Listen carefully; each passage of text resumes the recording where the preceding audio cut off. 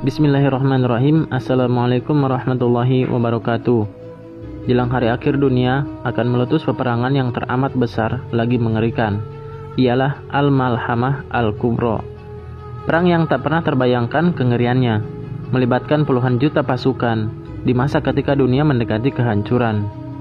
Maka seperti apa perang akhir zaman tersebut?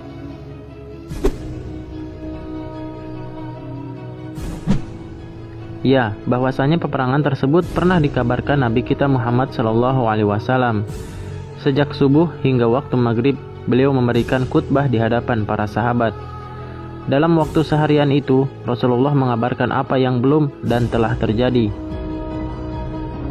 Salah satunya yakni tentang Al-Malhamah Al-Kubra. Dari Amr bin Akhtab radhiyallahu anhu, ia berkata, Rasulullah sholat fajar bersama kami lalu naik mimbar kemudian berkhutbah sampai datang waktu zuhur. Setelah itu beliau turun untuk sholat, kemudian naik mimbar lagi untuk berkhutbah sampai datang waktu asar. Setelah itu beliau turun untuk sholat, kemudian naik mimbar lagi untuk berkhutbah sampai matahari tenggelam. Dalam khutbah tersebut beliau mengabarkan kepada kami tentang hal-hal yang telah terjadi dan yang akan terjadi. Orang yang paling tahu dari kami adalah orang yang paling hafal. Hadis riwayat Muslim. Kapan perang besar itu akan terjadi?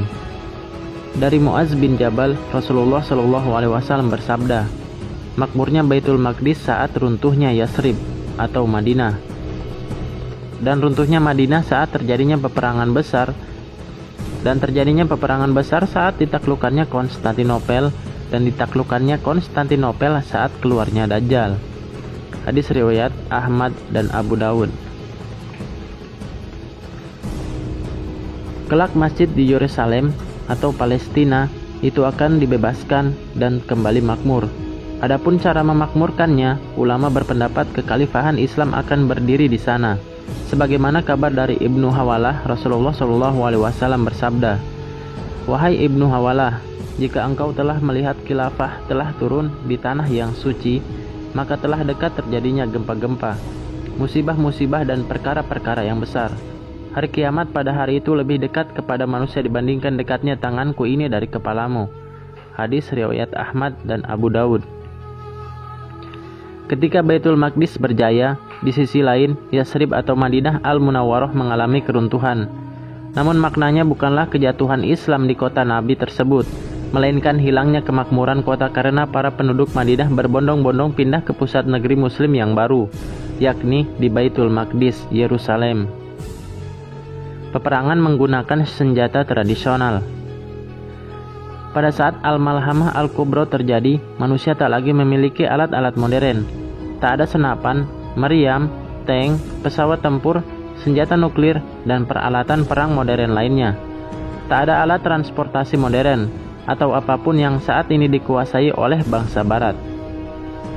Di perang akhir zaman, manusia kembali menggunakan pedang, busur, dan panah, serta mengendarai kuda dan berjalan kaki. Semua berjalan secara tradisional, namun diikuti oleh pasukan yang sangat banyak, menewaskan banyak jiwa, menumpahkan banyak darah. Peperangan besar ini tidak lagi akan memakai segala senjata yang ada pada saat ini. Ini semua tidak akan dipakai lagi. Senjata-senjata modern ini tidak akan ada lagi pada saat pertempuran dahsyat dan peperangan besar terjadi. Yang ada adalah senjata yang sudah dikenal pada setiap zaman seluruhnya, yakni pedang dan sebagainya. Adapun senjata modern yang menyebar saat ini hanya akan bertahan sebatas waktu tertentu, kemudian akan selesai peran dan urusannya. Muslimin berdamai dengan Nasrani lalu bersama-sama mengalahkan Yahudi.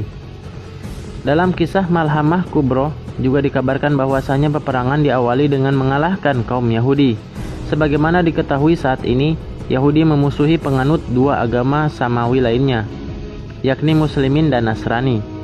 Kelak di peperangan besar di hari akhir, Muslimin dan Nasrani mengikat perjanjian lalu berperang melawan kaum Yahudi. Diriwayatkan dari Jubair bin Nufair dari seorang sahabat, Rasulullah SAW bersabda, kalian akan berdamai dengan Romawi dengan perdamaian yang aman. Lalu kalian akan berperang.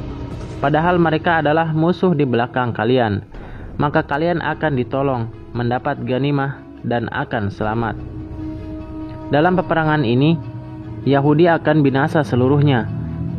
Seperti yang dikabarkan dalam hadis Abu Hurairah, Rasulullah SAW bersabda, hari kiamat tidak akan terjadi sampai kaum muslimin memerangi kaum Yahudi.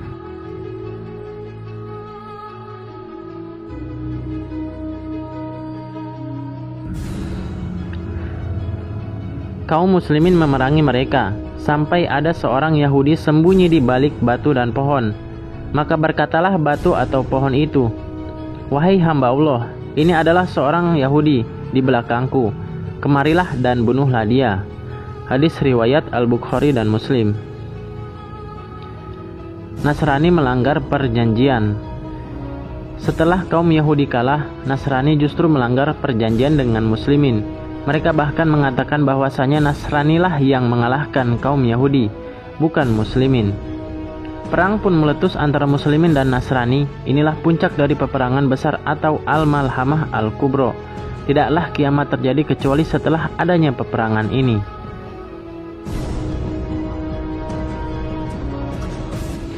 Dari Auf bin Malik, Nabiullah SAW bersabda, hitunglah 6 perkara yang akan terjadi menjelang hari kiamat. Kemudian terjadi perjanjian damai antara kalian dan Bani Asfar atau Romawi. Lalu mereka mengkhianati perjanjian itu lalu mendatangi kalian dengan 80 bendera, yaitu 80 bendera melawan kaum muslimin. Hadis riwayat Al-Bukhari. Perang terus terjadi setiap harinya di belahan dunia manapun, hingga Allah mentakdirkan kemenangan bagi muslimin. Setelah entah berapa hari, namun setelah perang mengerikan berakhir, kengerian kiamat akan tiba dalam waktu yang singkat. Muslimin menaklukkan Nasrani. Makna penaklukan Konstantinopel dan mengalahkan Romawi, sebagaimana disebut dalam hadis-hadis di atas, bukanlah peristiwa sejarah yang telah terjadi. Muslimin memang pernah berjaya menaklukkan Konstantinopel dan memukul mundur pasukan Romawi. Itu terjadi di bawah kepemimpinan Muhammad Al-Fatih. Adapun saat Malhamah Kubro terjadi, penaklukan kedua Konstantinopel. Wilayah tersebut ditaklukkan 2 kali karena setelah penaklukan pertama, Konstantinopel kembali ke tangan Nasrani. Kelak, jelang hari kiamat, Konstantinopel akan kembali ke dekapan muslimin. Jika ada pertanyaan, bukankah Konstantinopel dan Romawi hanyalah sejarah dan tak ada lagi di masa kini? Asy-Syaikh Al-Imam memiliki penjelasan tentangnya. Ia memaparkan bahwasanya penaklukan Konstantinopel yang dimaksud yakni penaklukan terhadap Nasrani. Ini menunjukkan bahwa penaklukan terhadap Nasrani di waktu yang akan datang benar-benar akan terwujud bagi kaum muslimin. Nasrani, mereka banyak jumlah pemeluknya dan mereka punya banyak negara. Peperangan berlangsung antara mereka dan kaum muslimin sesuai perjalanan waktu. Dalam peperangan besar di hari akhir nanti, muslimin memang mengalami kemenangan. Muslimin berjaya mengalahkan Yahudi dan Nasrani, lalu memimpin kemakmuran dunia. Namun setelah kemenangan itu, ada hari kiamat yang tak dapat ditunda kedatangannya. Jika usia kita sampai di hari itu, yakni hari di mana Malhamah Kubro terjadi, maka semua hal yang dimiliki tidaklah bermanfaat kecuali keimanan kepada Allah Subhanahu wa Ta'ala. Semoga kita dijauhkan dari segala kengerian Al-Malhamah Al-Kubro tersebut serta kengerian hari akhir. Wallahu a'lam bishawab.